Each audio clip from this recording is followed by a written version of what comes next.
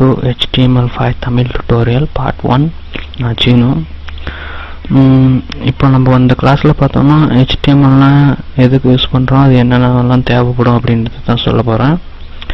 அதுக்கு முன்னால் HTML5க்கு இப்போ நம்ம எதுக்கு வந்திருக்கோம் அப்படின்னு நான் சொல்கிறேன். இப்போ நார்மலாக நீங்கள் ஏதாச்சும் ஒரு வெப்சைட் பார்த்தீங்கன்னா வெறும் HTML ஃபார்மேட்டில் இருக்கிற மாதிரி தான் க்ரியேட் பண்ணிகிட்டு இருந்தாங்க. ஆனால் இப்போ வந்து எல்லாம் அட்வான்ஸாக போனதுனால HTML நல்லா டெவலப் பண்ணி HTML5 அப்படின்னு கொண்டு வந்திருக்காங்க. இதில் பார்த்தீங்கன்னா அந்த கேஸ்கேடிங் ஸ்டைல் ஷீட் அப்படின்றது, அதாவது CSS அப்படின்றது 3 வெர்ஷன் இம்ப்ரூவ்மெண்ட் பண்ணியிருக்காங்க. இப்போ அதுக்கு என்னென்னலாம் தேவைப்படுது அப்படின்னு பார்ப்போம். ஃபஸ்ட்டு பாருங்கள், இப்போ நோட் பேட் அப்படின்னு எடுத்துக்கிட்டிங்கன்னா நம்ம இந்த நோட் பேட்லேயே HTML வந்து நம்ம டைப் பண்ணிவிட்டு HTML அந்த டேகெலாம் நம்ம HTML, அதாவது HTML ஃபார்மேட் எல்லாத்தையும் நம்ம டைப் பண்ணிட்டு .html அப்படின்னு சேவ் பண்ணால் அது வந்து ப்ரௌசரில் நம்ம டிஸ்பிளே பண்ணி பார்த்துக்கலாம் அப்படின்ட்டு ஏற்கனவே HTML தெரிஞ்சவங்களுக்கு தெரிஞ்சிருக்கும்.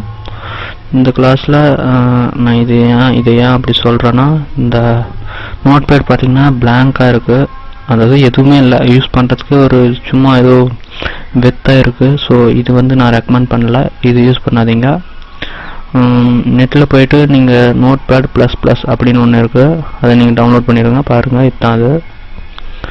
இந்த நோட் பேட் ++ பார்த்தீங்கன்னா நிறையா அட்வான்ஸ் ஃபியூச்சர்ஸ் எல்லாம் இருக்குது. இதில் பார்த்தீங்கன்னா எல்லா ஒரு ப்ரோக்ராமிங் லாங்குவேஜில் ஒரு 50% இதில் டைப் பண்ணலாம். அதாவது வெப் சம்மந்தப்பட்டது, HTML, JavaScript, CSS அந்த மாதிரி ஃபங்க்ஷன்ஸ் எல்லாம் இதுலேயே நம்ம எழுதிக்கலாம். அதனால் இது ரொம்ப அட்வான்ஸானது. கம்பைல் பண்ணிக்கலாம்.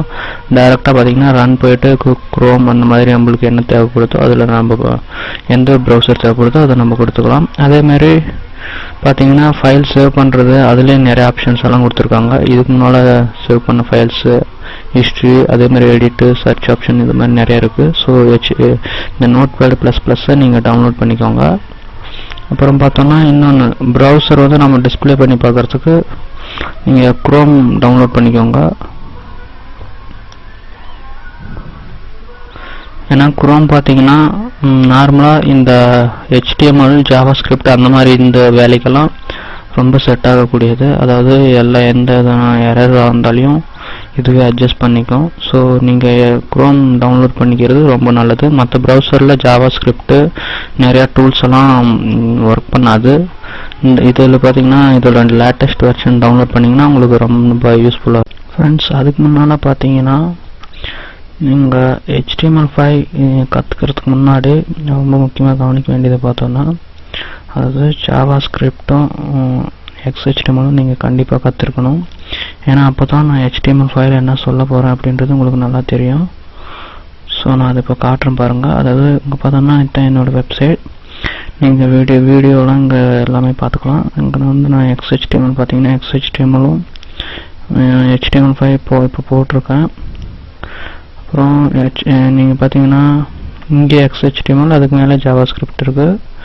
நீங்கள் அது உள்ளார போய்ட்டு இருக்கிறதெல்லாம் நீங்கள் பார்த்து JavaScript ஃபுல்லாக தெரிஞ்சுக்கோங்க. இதெல்லாம் பார்த்தீங்கன்னா ஆன்லைனில் லைவாக பார்க்குற மாதிரி தான், இது நீங்கள் பார்த்து தெரிஞ்சுக்கோங்க.